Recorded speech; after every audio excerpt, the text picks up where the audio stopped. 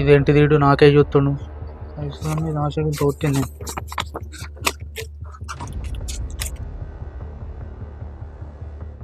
అరే ప్రశాంత్, నేను బయటకు వెళ్తా, నువ్వు షాప్ చూసుకో. సరే అన్న.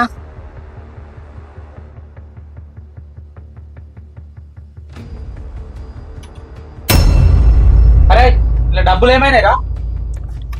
ఏమో అన్న, నువ్వు పోయినాకనే అన్న తినేందుకు పోయొచ్చిన. డబ్బులు నువ్వే తీసుంటావు, ముందు నుంచి నీ మీద అనుమానం ఉంది నాకు. అన్న నేను తీయలేదన్న. చాలు ఇంకా అబద్ధాలు అన్నాయి. నీ అసంటున్న షాపులు ఉంటే మొత్తం దోచుకుంటావు. నడు షాపులకి.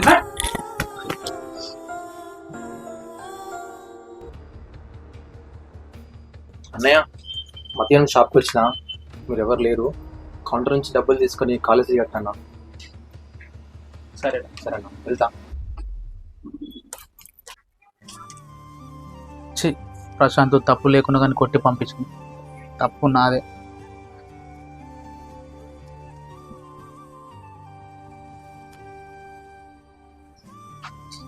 అన్న ఫోన్ చేస్తుండే. హలో ప్రశాంత్. అన్నా. ప్రశాంత్, తప్పుగా అర్థం చేసుకున్నారా? సారీరా, ఏమనుకోకు. నీదేం తప్పు లేదన్నా, తప్పంతా మాదే.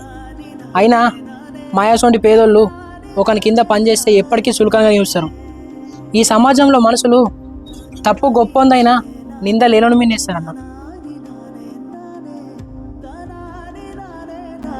కష్టం విలువ తెలిసిన గరీబోనికి వాని కడుపు నింపుకున్నాడే గాని ఇంకోని కడుపు మీద కొట్టుడు తెలియదన్న.